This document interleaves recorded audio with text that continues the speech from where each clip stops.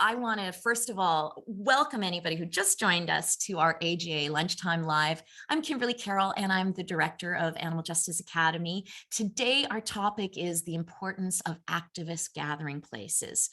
And I'm so happy to have all of you passionate and compassionate folks here with us live. And welcome to those of you who are watching the replay. We love you too. So today we're going to look at different models of activist gathering places and the vital ingredients that these initiatives are adding to the AR movement. Also, our guests are going to provide a little bit of guidance if this is something that you're interested in your part of the world. But let me first of all give a little bit of background on everyone as Kirsten spotlights us. I'm going to start with Ms. Zehra Abbas, who's been had a keen interest in exploring how to make the world a kinder and more empathetic place since her time volunteering for organizations like War Against Rape and the Canadian Centre for Victims of Torture in her youth. Zehra is the founder and volunteer president of the nonprofit social enterprise Studio 89. So Studio 89, we're going to hear much more about it, but I'll give you the nuts and bolts. Studio 89 is a fair trade, vegan cafe and community that aims to benefit humans, animals, and the environment with their community programs that support marginalized communities.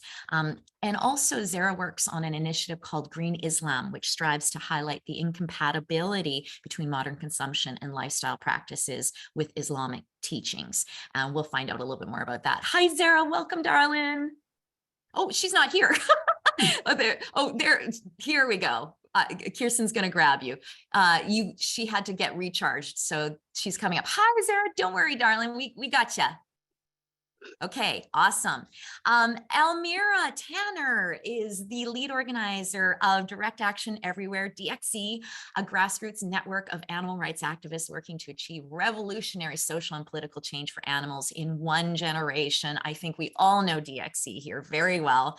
Almira started organizing with DXE in 2014 in her hometown of Vancouver, Canada, where we're doing a little protest today in support of the investigation.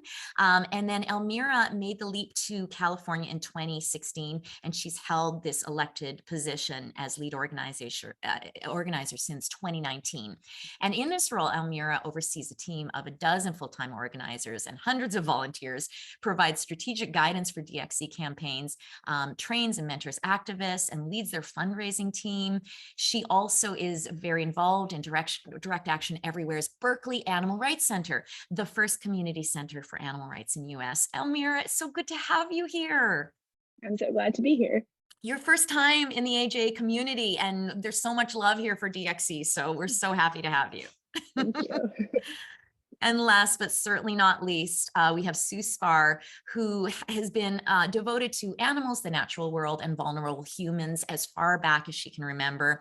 She's been whispering the wish for well over 15 years on birthday candles and shooting stars, and even 50. turkey and even turkey wishbones way back when, that people stop hurting animals. So those same turkey wishbones symbolize for her the casual speciesism that's so prevalent in our society. And from that wish, Wishbone Animal Rights Lab was born, a creativity incubator designed to spark, generate, and disseminated much needed creative activism in the animal rights movement. So Sue, welcome, my dear. So good to have you here. And I'll just say, Sue is like, we're going to hope that Sue gets through this without vomiting. I don't know. But Sue is if I can grab a bucket. Sue is used to being the interviewer on Calling All Vegans, and she has realized that being on the other end of the microphone isn't the most fun thing. But we're going to make it fun for you, Sue. I'm going to make it fun for you if it kills me. I'm so glad to have you all here. You're such beautiful souls doing such amazing things. So I want to start off with just, giving everybody a little bit more of a sense of the centers that you are running. Almira, I want to start with you. The first animal rights community center in the US. Tell us about Berkeley Animal Rights Center, a little bit about how it came to be and what it's all about. Yeah, so we have had the Berkeley Animal Rights Center since 2016, which is a very long time ago. It doesn't feel like that long ago, but it's been a while. And I'm sure we'll get into it, but it came out of like a very desperate need to not run an organization out of a 2-bedroom apartment that was like 10 people were living in also. So we found this space and it's really changed so much for us. It's To give a little context, it's a 1,080 square foot box. So it's not this huge, amazing community. Sometimes people come like, oh, it's smaller than I thought. So it's basically a one big room, and it's in a little bit of an open air strip mall thing that is actually owned by the city of Berkeley. So that makes our rent pretty cheap, and it's about a block and a half from campus. And we're in, there's like a coffee shop in there, the public library used bookstore, a like communist bookstore. Like we're in like a little bit of a revolutionary space in Berkeley.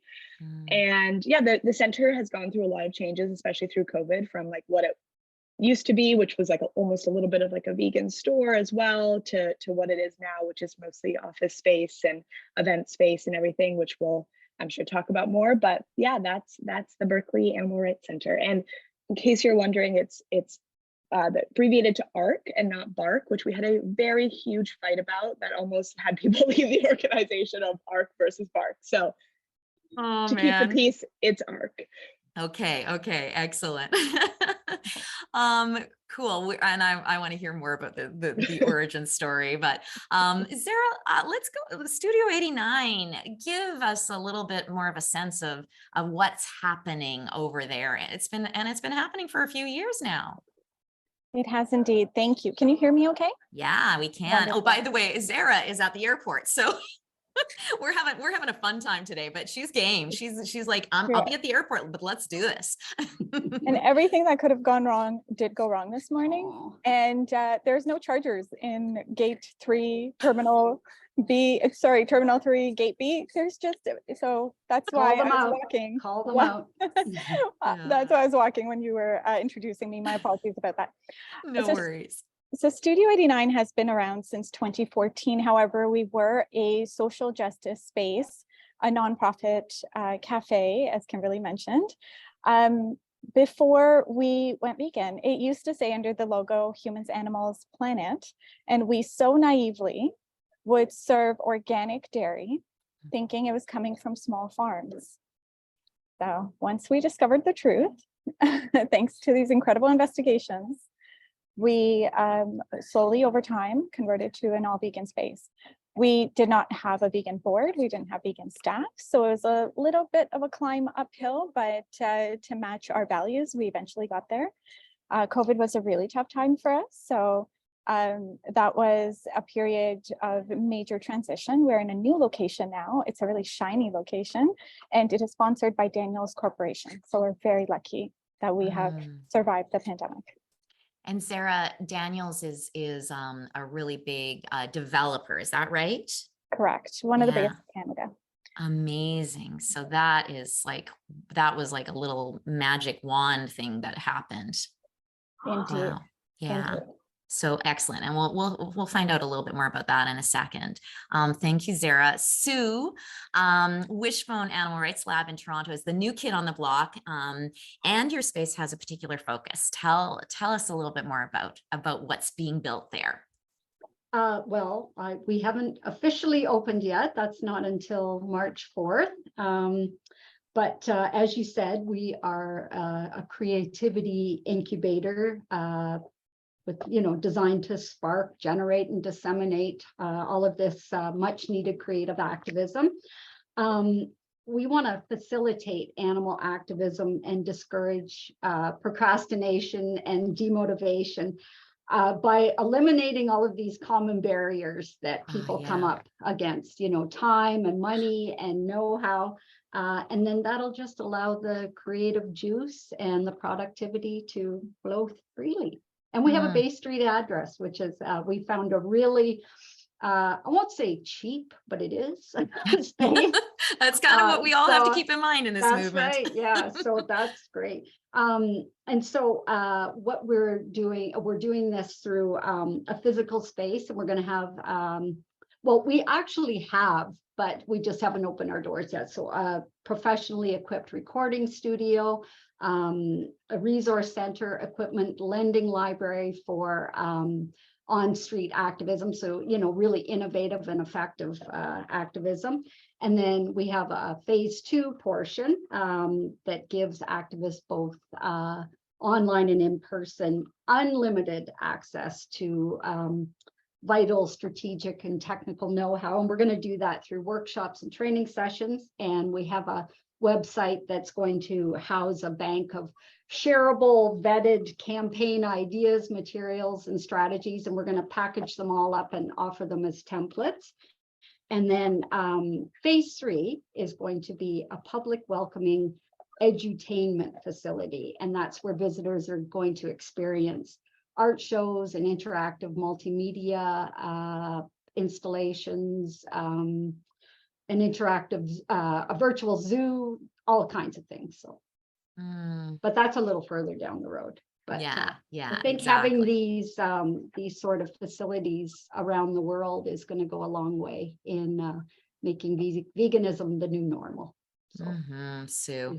Okay, Sue, you did amazing. Did she not do just amazing? So you can relax now. I'll try not to cheat so much. But you know what? Because you sort of opened up some of the what the programming is and what we're doing, I just sort of want to revisit this with Almira. Almira, can you talk a little bit about like what kind of things happen at the Berkeley at ARC? Yeah, it's a very multifunctional space. So pre-COVID, we did have a store too. Like we're close to campus, there's like decent amount of foot traffic. So like vegans, junk food, essentially. People would always be like, we want fruit, and then we'd get fruit and then no one would buy it. So we just have like the junk food. We don't really have that store anymore, kind of like, it just like felt like it wasn't really worth it, especially during COVID. And then we just never really started it again.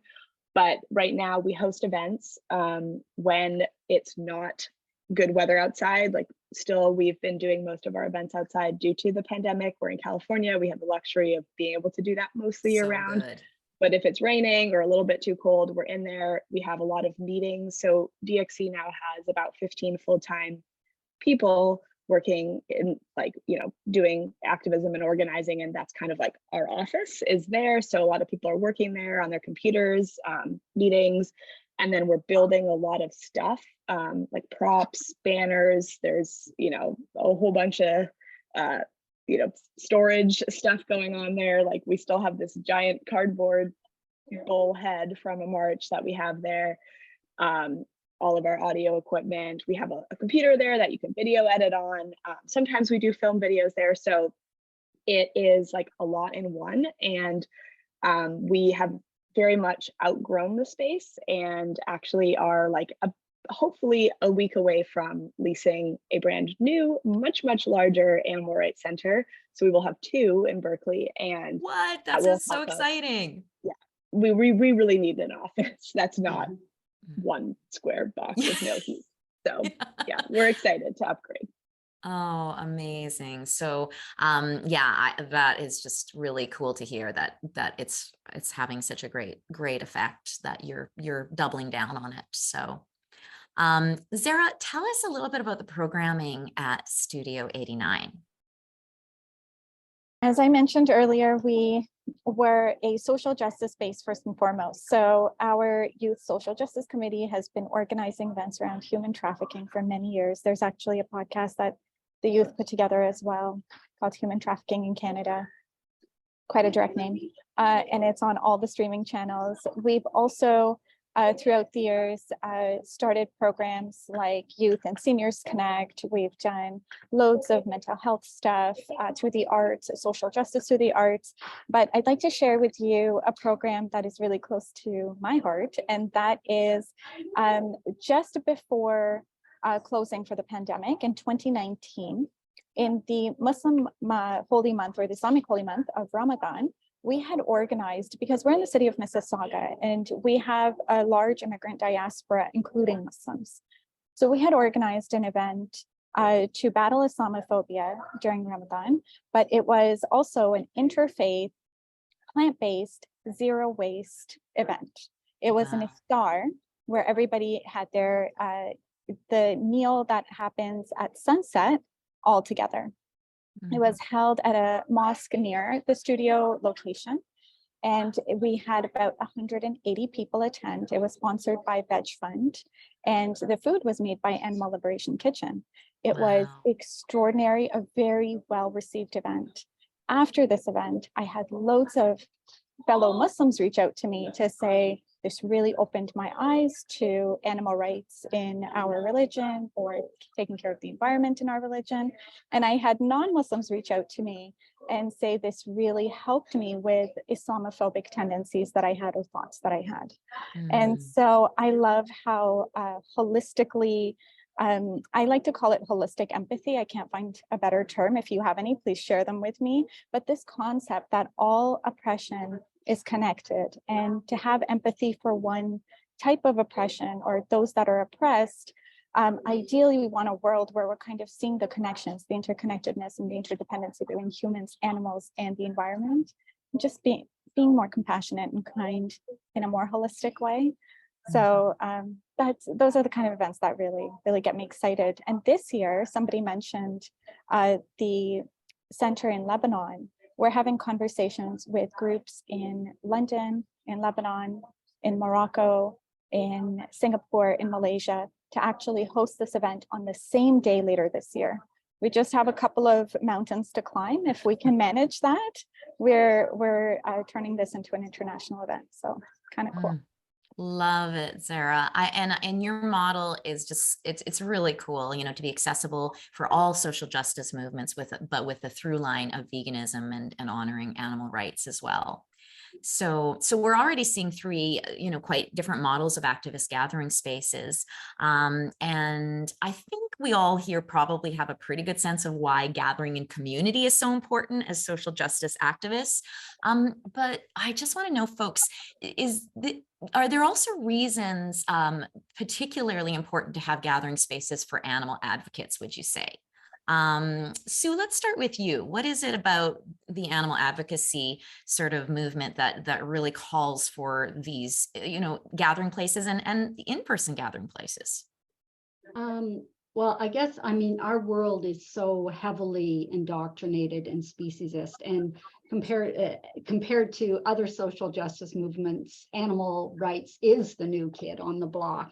So it is important that we have a space that we can call our own, where we all speak the same language, we get each other, we can, you know, build community, and, you know, just appreciably move the needle for animals and the planet. Yeah, there's so few of us, you know, in the world comparatively. Yeah. And I mean, luckily there's hundreds of thousands, well, tens of thousands anyways, but sometimes it feels like we're so alone in the world. And as I said at the beginning of our lunchtime live, like that's why we do these, we gather online, because it's really important for animal advocates to feel like even if most of the world is opposed to what you're trying to do, that there are still some brilliant, beautiful, you know, loving people that are in the same court as you. And it's really important to remember that. So Almira, what about, I mean, DXC does so much sort of activist gathering online, but what is it about an in-person place that's so important, do you think? Yeah, I mean, I think we really strive to see online gathering, online engagement as just like a vehicle to get people together in person. Like, I think really appreciative of like Zoom, even though I'm like kind of have a love-hate relationship with it now, but like, you know, all these online spaces, like social media is super important, but we should, I want to make sure that we don't, like, that's not the end. Like, we have to use it to mobilize people in person, because I think that's what we've seen has always been what is needed to make the change. So we have all these spaces, but then we're like, we all have to come together. And I think originally when DXC started, we kind of had this vision that was like, we're going to have all these like tiny little chapters all over the world, and then like somehow like something's going to happen. And we talked to some social scientists, and they were like, that's not really how change happens. Like, you concentrate in a few key areas and you really have the necessary power in those spaces to actually create change in that space. and then that can spread. But you need to have like a concentration somewhere and really build a base.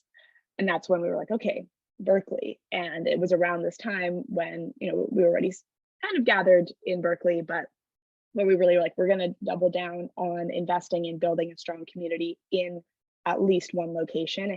And we just absolutely needed a physical space. Like, as I was saying at the time, we were most of the main organizers were living in a 2-bedroom apartment in Oakland, which was doubling as the community center. There were meetings there every day. Like, this is before the pandemic. People didn't really meet online if you lived in the same city. So they were meeting there every day. There was a community gathering every weekend with like 30 people. Like, someone was sleeping on the couch, and that was also like the community couch that everyone would just like put their feet on and their shoes. And it was just like, this is like too much. We just need a space. And yeah, moving into that space, I think really greatly allowed us to expand our organizing capacity, and also gave some people some sanity back after living in that environment. So I bet. Yeah. There's a recipe for really a world war between. It was fun for like 6 months. Yeah, right. Yeah. You know, I have to, you know, what you say there, the building of really a hub through in-person sort of initiatives like this. I think part of the reason the Toronto animal rights community is so vibrant here where I am is that we had a group called TARS, the Toronto Animal Rights Society. Many years ago, I was one of the directors back 15 years ago, and we had bi-weekly potlucks where we came together, vegan potluck. We had a speaker, or we watched a film together. We discussed, we, you know, collaborated. Anybody here in the comments that remembers TARS?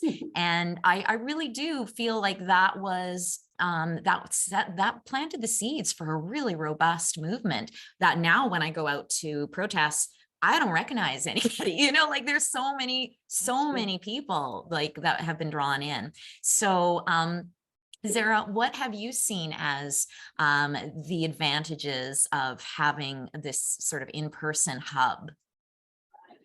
Well, a few things come to mind. I'll run through them really quickly. One is that we do a monthly vegan potluck as well, and we have seen a major shift in you know, the amount of vegan products and alternatives that are now available in our grocery stores in the city of Mississauga. I personally live in Toronto, so I access all the yummy restaurants that we have in Toronto. But Mississauga, it started off very slowly. Studio 89 was one of the first vegan. I think we were the second vegan place in the entire city.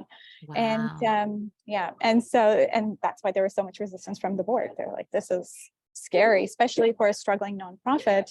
But we are still the only ones in our neighborhood. There's not that many vegan options in our neighborhood.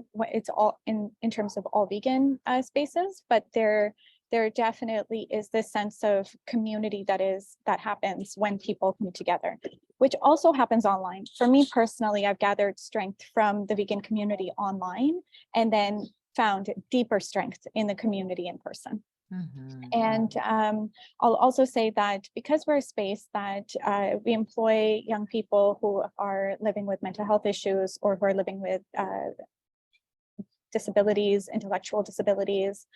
So for us to have those youth working in our space, learning job skills in the space, having that opportunity is key. And so in person is really the only way to provide that support as well in terms of our other programs. But I'll also just add that this morning, and I'm probably going to butcher this article, but this morning an article floated across my phone, and it was about how when two people work on something together, their brain activity starts mimicking the other person's brain activity. And something to Google. I was in a rush, as I mentioned, this morning, nightmare, but it's a very interesting concept because it speaks to how we build relationships. And this article spoke to how when we look at someone, when we speak with someone, when we communicate with them, the way our brain receives that information about the other person helps us build closer bonds. And so I thought that was really neat and kind of validates our work here. Absolutely. Yeah. Tenebrae said, and she's correct, it's the mirror neurons that we have. that really, you know, are where our sense of empathy happens. And I'm sure some really collaborative biochemistry happening there as well. So I'm curious to know, Sue, you know, you're already doing so much and you've got your hand in so many animal rights initiatives. What was the gap that you felt particularly called to address with Wishbone Animal Rights Lab? Give us a little sense of that. Well, I just think that we needed to nurture artivists. It goes back to, you know, having this indoctrinated speciesist world, and gaining support for veganism and animal rights is such a challenge, as we all know. We also find ourselves up against, you know, dwindling attention spans and this alarming consumption of mis and disinformation, and just kind of the general population desire to be seen as normal. So we're always going against this grain. So art and creativity are proven to be highly effective in breaking through and influencing society's acceptance of issues. And this has always played a huge role in other successful social justice movements. So I thought by equipping more activists with the tools that they need to you know, saturate the airwaves and the print waves and the streets with a wide variety of clever and compelling content, that our message could resonate with a much wider audience. So yeah, I love that, Sue, because we, you know, as a younger social justice movement, I mean, we've just been really focused on getting the information out there. And now we've got to get really strategic about how we get the information out there. We got to get really, well, again, we've got to start figuring out how to use humor. You know, more. I know that there's that's a biggie. That's a humor, biggie. but, you know, all sorts of mediums of art, you know, all sorts of medias, basically. And so I love that that's a focus for you. And also, you know, I'm sure having people in person to collaborate creatively is really important. Oh yeah, it like vibing off of one another, and yeah. So I want to, you know, get, you know, for anybody that's sort of starting to get excited by, maybe this is something I could do in my, you know, city across the world, or I could do in my small community or whatever. Let's get into a few of the nuts and bolts of this. So Zehra, since you've been in the trenches for a while, how have you seen Studio 89 build activism and activists? Can you talk a little, give a couple of examples, or a little, I mean, you already have, but a couple of other stories. Anything else you want to share? Absolutely. Because we're a space that does two primary things. One is we run our own programs, but the other is, and we identify gaps in the community and plug them essentially. And the other is that we're a free space. So we have seen loads of nonprofits come through, and the ones that really warm my heart are the youth nonprofits. So the thing that we realized, being a youth grassroots organization ourselves, we started up in 2006, 2007. And Studio 89 opened up in 2014 because we realized that there were no spaces for people to meet. And when there are no free spaces, it makes it very difficult for people to come together and mobilize. And so when we opened the cafe, our intention was, we were young, so none of our friends had money. We needed to fundraise, we had to sell something. So, and we were working on human trafficking and realizing how the way we purchase products here is directly connected to why a father in Nepal might sell his 5-year-old daughter, right? So that lack of economic opportunity that presents itself is directly connected to our lifestyles here. So we thought we need a space that is generating revenue for us and helping us become more sustainable. It's an office for us, but it's also an office for everybody else. And then we do all these incredible programs. It's a lot harder than I anticipated. I thought this is all good stuff. It'll be easy. Everybody will jump on board. And everybody did in their intentions and their heart, but that doesn't pay the bills, and the bills are high. So it was very intense, but I think we've learned some strategies throughout this experience. So anybody approaching this kind of a model, I would encourage to get in touch with one of us so we can help walk you through systems that can hopefully help and save you a lot of time and energy and be more efficient for you. But one of the two quick examples I'll share is, one is a group called Yalla Let's Talk. They started at Studio 89, just a group of Arab youth addressing issues within their community who would come together. It started with, I think, like 10 youth. All of a sudden there were 50. They were like flying off the chandeliers. There's so many youth in the space, they would just take over the entire space. In our old location, we had an upstairs, downstairs, and there were just like 100 kids that would come and run this organization. Now they have an online following that's international. So they have grown absolutely tremendously into a pretty significant movement. Wow, And so truly an incubator, like truly that space was an incubator for something international.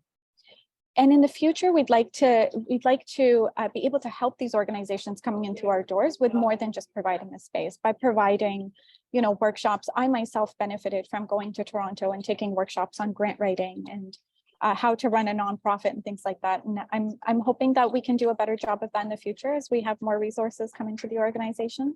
And another quick example is a young, remarkable person started a group called Young, Gifted, and Black at Studio 89. It was programming for Black children. Every 2 weeks it would take place at Studio 89. She ran that for a very long time. She grew that into a full-fledged organization as well. She was getting invited out in the US to speak about her work.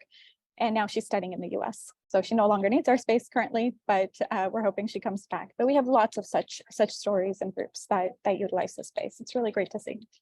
Wow. Yeah. So rewarding to know that just sort of holding literal space for people can just jettison them to, these incredible heights.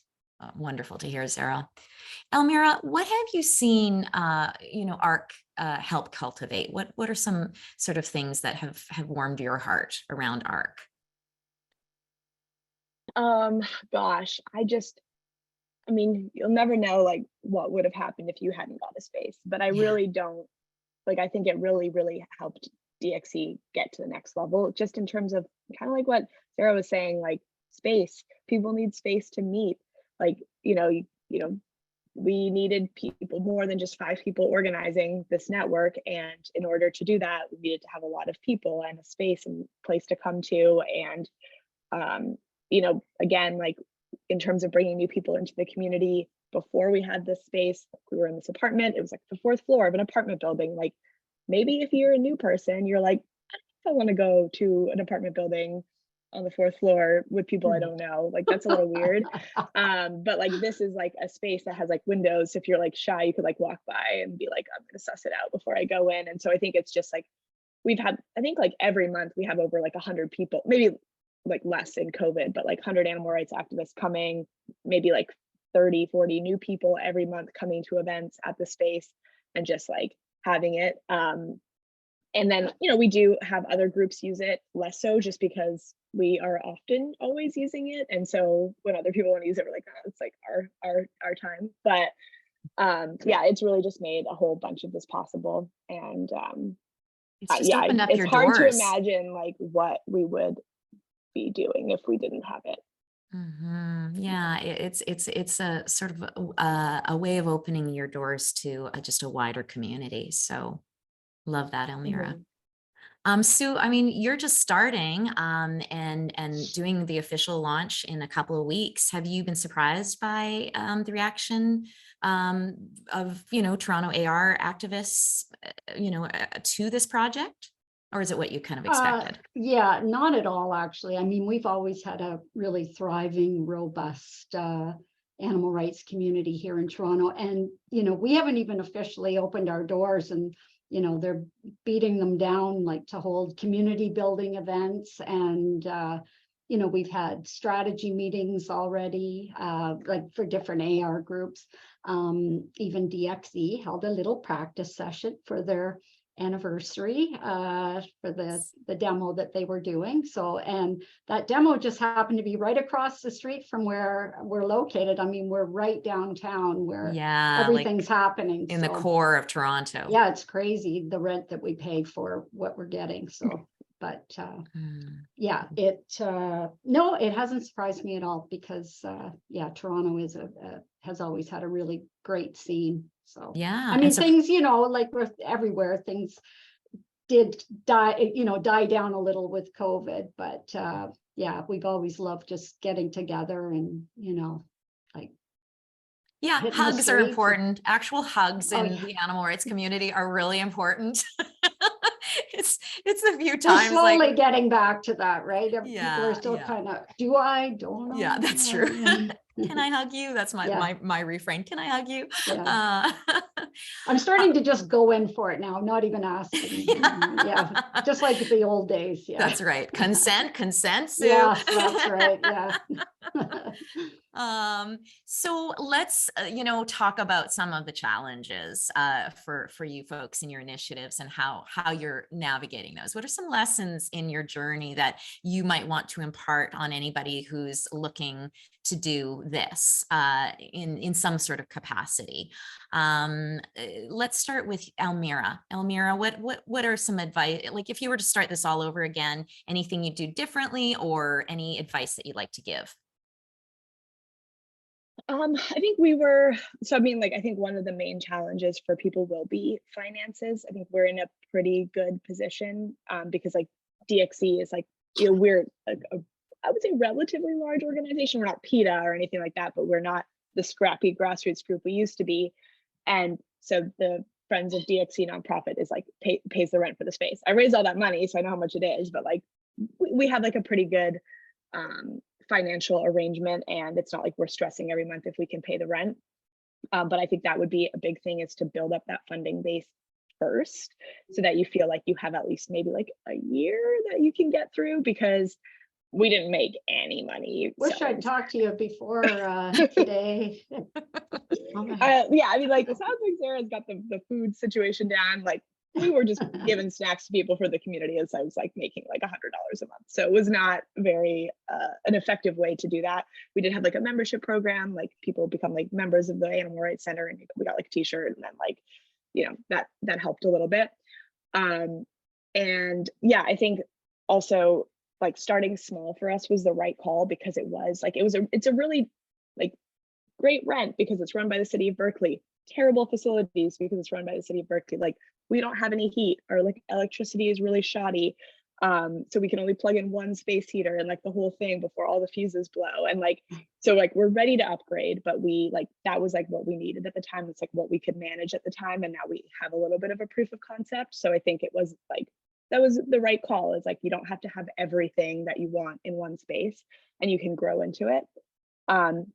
Also just like, it takes people to manage the space. Like you'll think, yeah, people will clean up after themselves. We're adults. Like, no, like, or like just like managing it and like locking and unlocking the doors and running the space and cleaning it and stocking the stuff. Like having like a solid volunteer base for that is important, I think, and that you can kind of build that up as you go. And yeah, I saw someone ask in the comments, like, did you have any like trouble with people like vandalizing your space or anything like that? And like, I guess like the only lesson, like no, the community's awesome. The only people we had trouble with was the city of Berkeley, who in our first year did try to evict us, because I think that they did not like that we were protesting all these fancy businesses that have a lot of sway in City Hall. And so we fought back. It was the first like pressure campaign DXE ever did, was to like keep our animal rights community center. And that was like, I guess a lesson learned, is like, be wary of who your landlord is. But now I think the city of Berkeley is like, all right, whatever, we're not even gonna deal with you all. So yeah, those are some lessons. Almira, and I want to, just because money is such a concern for everybody that's trying an initiative like this, you talked about proof of, what was the term you used? Not proof of validation, but proof of concept. Yeah, proof of Yeah. concept. And so that's a really important piece to remember. And it's going to be important for Sue, who's starting off and needing more funding. But to be able to basically, have stats and anecdotes that you're collecting along the way. Is that what you're talking about? Yes. And then also just like, can we do this? Can you run a space? Like, do we have, also like, can we make the good use out of it? If you have a space and you're like, oh, people are coming in for 3 hours once a week, it's like, maybe a funder isn't gonna be like, yeah, I'm gonna continue funding this. It's not really being used super well. I don't know if you need your own space for like one thing. So just like kind of proving to yourself, like, we know how to do this. We can like make the best use of it. We know how to run a center. We can have the volunteers. And then like, now we've done that for 7 years, and it's like, now we can upgrade, and we're going to have like offices and a kitchen and heat and multiple rooms and a shower. So yeah, we're really excited.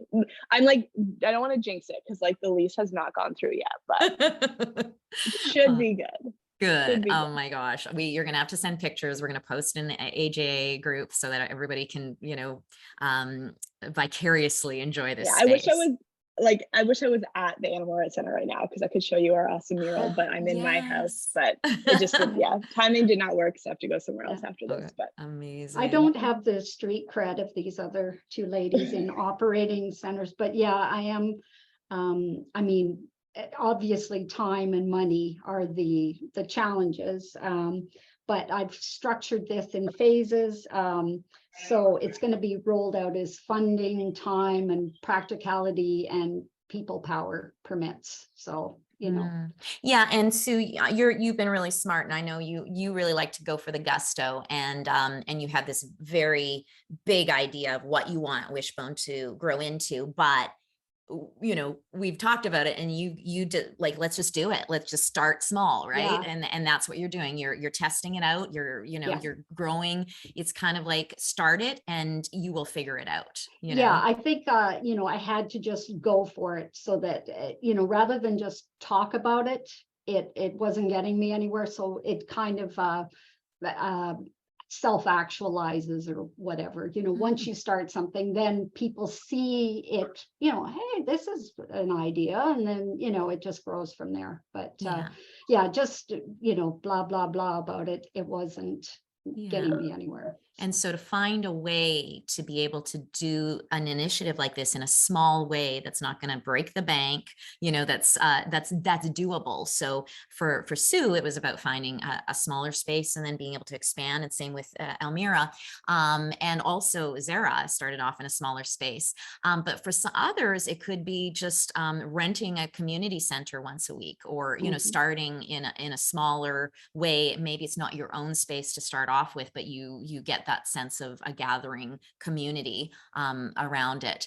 Zehra, what is something that you'd like to impart to folks that are maybe rolling around this idea of an activist community space? I would just echo both Sue and Almira.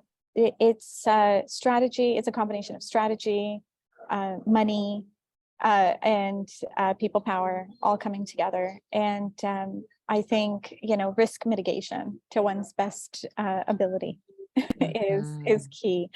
The only other thing I will add is I think that when we first started Studio 89, we had a really hard time finding a corporate sponsor or somebody to give us free space, because there wasn't any other centers that we could point to as success models. But now with these operational models, and in other countries as well, there is something to point to. So I would say partnerships is another key element. Our rent right now is basically nothing, because Daniels has sponsored our space, and it's a really shiny, fancy space because it has to dialogue with their sales center, their words, not mine. And it's, but now our problem is we look like we have too much money. So when we ask for donations, we don't actually get donations. You just a fat new cats challenge. over at at Studio Yeah. 89. So we're actually playing around with reframing our ask now and saying, look, I know we look fancy, but we don't, this is all donated. This is not us. So Right, it's absolutely. because programming funds is definitely a challenge as well when you're limited. Now, our programming is also a lot of government funding would apply to us, municipal, provincial, and federal. And so we do apply for that funding first and foremost. But it can be challenging to find funding when you have specific programs in mind and to align that funding with the programs. And so that's definitely something to think through as well. Let's I want to sort of talk about really quickly because we're running out of time, but when we talk about communities in the AR scene, I think a conversation that's important to go along with it is the importance of building diversity in our communities, which to do successfully requires some serious reflection and really walking the talk. How has that looked for each of you in your spaces or in the planning of your spaces? Let's start with Almira. Yeah, I mean, within the animal rights movement, there's, I think, a need to have like just low cost or free events. And I think having a space that people can come to and use for free is important. And so that like, that doesn't think maybe applies more to like class diversity, which intersects again with like racial diversity because of like privilege that white people tend to have in society. And then also you like sharing our space with other groups, typically for free if they want to use it. Like we've had a whole bunch of like environmental groups doing direct action trainings. We've had a Narcan training at our space. We had a Black potluck, Black vendors, like someone else organizing it, having actually it was a pop-up. I don't know how that fit with Fire Code necessarily. We've had some grills going in the space. We're a little lax, the city of Berkeley, like I said. And yeah, so just like creating a welcoming environment, and then also just having like, I guess, important baseline, like ground rules, code of conduct stuff in the space to make sure that people are feeling like welcome and safe and stuff. So, yeah. Thank you, Almira. Sue, what kind of thought is going in this for you and Wishbone? Yeah, I would pretty much echo what Almira said. And, we're going to also be offering programming that talks about inclusion and, members of the, other communities are encouraged like to conduct their own training sessions. So that the information will be coming straight from the people who are the experts in their own communities. So I really can't say much more than that. Thank you, Sue. Now, Zehra, this is really She's the expert. Yeah. You're the expert. This is your forte. So, some advice on how we make our spaces more welcoming to a more diverse community.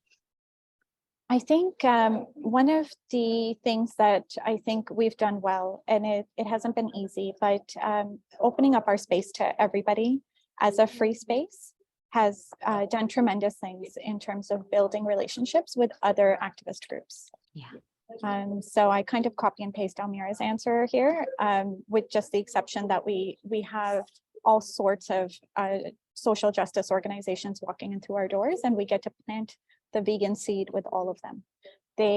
One of the things we did is there's no outside food allowed. So although the space is free, if people are looking to purchase food or cater food, even if it's a birthday and they need a cake, it is going through our kitchen. And that means not only are we making revenue, but most importantly, we are promoting vegan food. And we are actually looking for vegan activists to join our board who can better help organize the ways in which we provide this messaging to our community, but we are creating loads of partnerships with community organizations.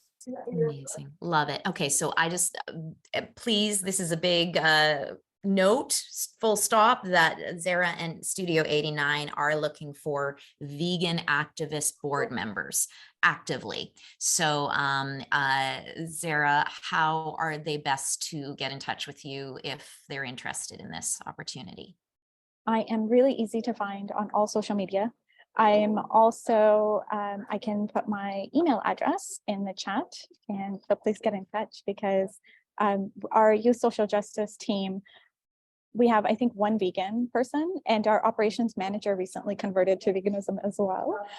She's a Christmas vegan, she calls herself. So now we've got our youth team that are not vegan, that are leading a plant-based campaign in Peel. They want to convert schools to bringing in a vegan day and more education around plant-based foods, as well as bringing more options to the cafeterias.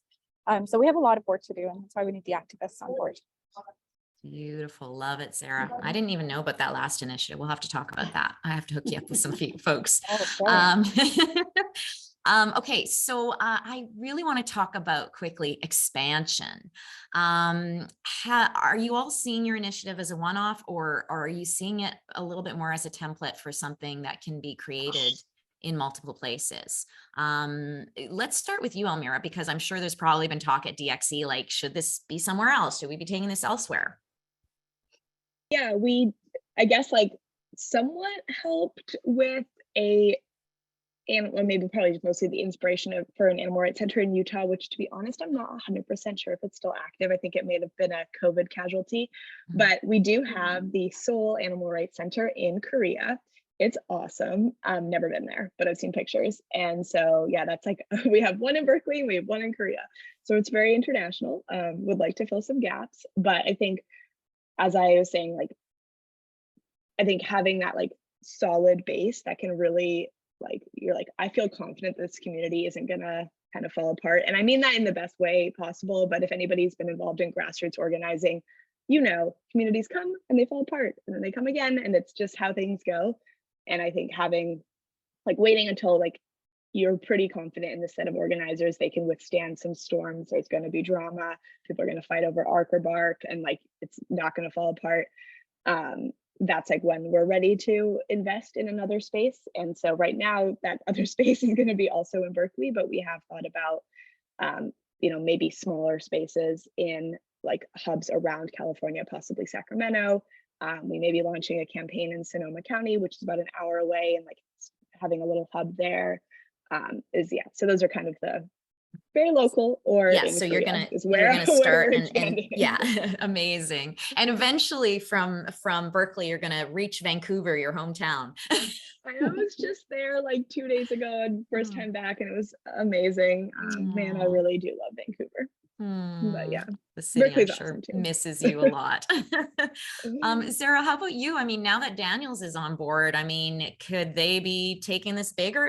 Are there possibilities around the expansion of Studio 89? They're actually, sorry, there's an announcement happening right now. That's all right. We can't hear it. Okay, Yeah. perfect. They actually did share that they're looking at our nonprofit model as a test model. It's a pilot for them to explore other locations in the future. And we've also had some other interest come in from other developers. So we'll see how things go over time. I'll just say for now, boy, we have a lot of work to do. So it's a little overwhelming. But one of the things we're doing right now is applying for funding to bring in somebody who has business acumen in terms of franchising the model, who can create those standard operational procedures for us so that we can copy and paste. And again, it's because we're a nonprofit that employs youth, that has youth with special needs in our space, that is doing a ton of different programming. It is a very robust, dynamic space. And then we still have customers that come in who expect us to not be a nonprofit, but to be a Starbucks. So they will, if they don't have their tea in 20 minutes, they're very angry and they will leave a review. So trying to balance the nonprofit side with the business side of things can definitely be challenging, and to create systems around everything definitely helps mitigate that. So if we are able to do that very well, then really happy to explore future endeavors. That is just super exciting. and Studio 89 definitely has an advantage because you are an intersectional model. It's a little harder when you got animal rights in your name to get any sort of corporate funding. Well, at least not from, the bigwigs out there. But definitely vegan companies possibly. And also Cheryl, just asked about, is it possible to get municipal funding for, something like Wishbone Lab? And, or just generally, is it possible to get government funding for this sort of thing? Now, Almira, obviously you got municipal funding for your first center from Berkeley. Oh no, but Berkeley didn't supply the space for free? Oh, no. Okay, sorry. It's just like run by the city of Berkeley owns the space, and I then see. therefore the rent is cheap, but we had to apply. Then I think they realized they'd made a huge mistake and tried to kick us out. But we pay rent. It's just it's about $1,700 a month, which is very much below market rate in Berkeley. But yeah, no. Yeah, okay, that would be great, but they do not pay Yes, more. that's right. You'd have to have somebody that was a real kindred spirit in municipal government on city council. Yeah, we've never gotten a penny from the government, which is not surprising at all. Yeah, absolutely. So, and so Sue, one of the things I know about Wishbone is you really do want to create a template that can be, copied wherever and however. And so, that's part of your mission. This is definitely not to be a one-off. So we don't want people to have that same, to feel overwhelmed and be paralyzed by the thought of starting from scratch or reinventing the wheel. So we plan to do all the leg and grunt work of capturing the process as we go along, kind of ironing out the wrinkles, and then packaging it up and sharing it as a template. So the Toronto project is going to be kind of a fully scalable project, a pilot project. So with tweaking and customization, it can be replicated and rolled out in communities large and small, so that the ideas of activists can come to life anywhere, right? So, but I'd really love to see this in rural areas. Being a former small town activist, I know, where animal rights isn't as well established, and it's really challenging to be a vegan or an activist. But I think a bigger impact can be made in these smaller communities, because people often don't have the same awareness of the issues.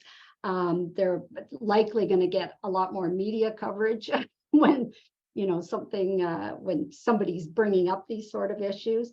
So something like that could be maybe done on a smaller scale, or have mobile facilities going town to town or something like that. But yeah, we definitely we'll do all the grunt work. And then and I have had a lot of interest from other towns and cities, people contacting me wanting to do something similar to Wishbone. So yeah, Cheryl in the chat said, wouldn't it be great to see one of these in former 4-H clubs that are basically losing their people, just come on in and say, hey, we'll take over your space. Yeah, that's right. So slaughterhouses and that's right, exactly. Oh wow, what a repurposing. So what I would love to find out before we go is how our community can support you fine, beautiful people. And Sue, since we've got you talking already, let's start with you.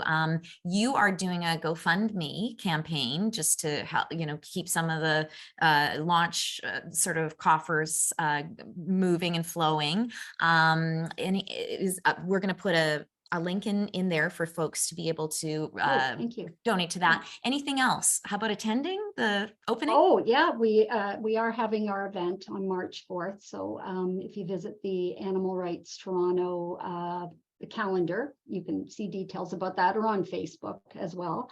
And we are looking for volunteers to help staff the space. So and if anybody has experience or expertise in writing winning funding proposals, I'd love to hear from them. So And I'd love for people to meet Vish, who I won't say he's our mascot because that's speciesist, I think, but he's our spokesperson, and you can visit him on our website. So wishbonearlab.ca, done by the wonderful Susan Banks, who I spy with my little eye. I see her right there on the screen. Love it. Okay, excellent, Sue. So excited Thank about you your very launch much. in Yeah. March. Really Sorry good. for my awkwardness. I'm Oh, very you were awkward. not awkward. You were Anyway. perfect, right? AJers, can we Yeah. have a nod of the head? A little It sympathy, was yeah, a little so good, sympathy yes. nod, yeah. Almira, what can we do to support your work at DXE and generally at the center? I think, like I said, we're doing okay financially. Like, obviously donations are always welcome, but the thing that we want people to do the most is to be active, which everyone here basically is. So I'm kind of preaching to the choir. But if people are interested in either just like following along with our work, you can sign up to our mailing list on our website. It's just directactioneverywhere.com. And then specifically 2 things coming up are a big trial that's supposed to start in like 12 days, March 7th in California. So, I mean, if you want to come, you totally can. I wouldn't expect that people come to California in 12 days, but you can follow the trial on Twitter at Foster Farms Trial. And then the bigger event, the biggest event we do every year is the Animal Liberation Conference. It's June 9th to 14th in Berkeley. Hopefully we have our new space by then. We won't be doing it in the space because there will be way too many people for that, but you can come see it. And it's just liberationconference.com. I know like Jenny and some other people on the call have been there. They can tell you that it's awesome. We would love to see you. And yeah, there's just like a week of trainings, actions, hopefully doing some really epic stuff together. And I'll put the link in the chat. Oh, wow. She's on it already. There it is. Kirsten is amazing. Actually, Lightning speed. Toronto is supposed to be having an animal rights conference this summer. Yeah, there was one. Not sure of the date yet, so. but Yeah. Well, don't make it June 9th to 14th. Yeah, that's right. That's our date. Note to self. Do it another time. Excellent, Almira. So many things to be involved in around DXE. So thank you. And Almira, just thank you for everything DXE does. I know how, I have a sense of how freaking hard you work all the time. And you're everywhere, and well, you're direct action everywhere. Yeah, I was just going to say. You gotta live up to the reputation. Yeah, exactly. So thank you. Yeah. And Zehra, we already know that you're looking for a board member, so we got that. And what any other ways that we can support you and Studio 89? And we haven't talked about Green Islam. Thank you so much for asking. Before I answer that, I just want to say, Kimberly, you are one of the best moderators I've ever come across, the best moderator I've ever come across. Thank you for making this so easy for all of us. And what an honor to share space with Sue, Almira, and so many other activists in this space. You're all such an inspiration. I will say that we don't need your money. We need money, but not yours. Please save it for the animal organizations. We'll get our money from grants that are directed towards other human justice causes. But what's really important for us is to draw the map and to help educate people on why human rights, environment, and animal rights are all interconnected. So if you have work or experience in this realm, I'd love to speak with you. We would like to put together some presentations. We're doing so now. The coffee, I'll just give you a quick example. The coffee we sell at Studio 89 is rainforest certified, organic certified, fair trade certified, and bird friendly certified. That is the certification. And so we really are very holistic social justice. And I really need some support in terms of putting together presentations, helping educate our internal team, our internal board, our youth volunteers that walk in through our doors. We have many that walk in. We do a youth induction training, volunteer training at least once a week. So we're very busy. And so support in the educational part, I think is key. Okay, Zehra. So folks, AJers, lots of options here for you to participate and help these amazing centers and these amazing individuals. All right. Well, we've gone over time. I'm so sorry to take up extra time of yours, of all of yours, but I really wanted to cover all the bases because these initiatives are so deserving. So folks, just a reminder that we'll be doing our next Animal Justice Academy Live in 2 weeks, always here, same time, 12 noon. And I'm going to remind you that we need as much help as possible getting our undercover investigation out today. So once again, maybe Kirsten can put those links in the chat. And most importantly, I want us all to get off of Spotlight. Kirsten, if we can take us off of Spotlight so our guests can see some adoring faces here. And if you can't see the gallery, folks, you just need to go up to the view and go to the gallery view.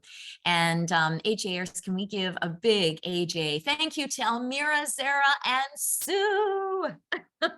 Thank you so much. Thanks, everybody. Beautiful peeps. Thank you very much. So good to have you here. And I can't wait to see the future of all of your centers. All right. Have a good one, everybody. Thank you. Take care.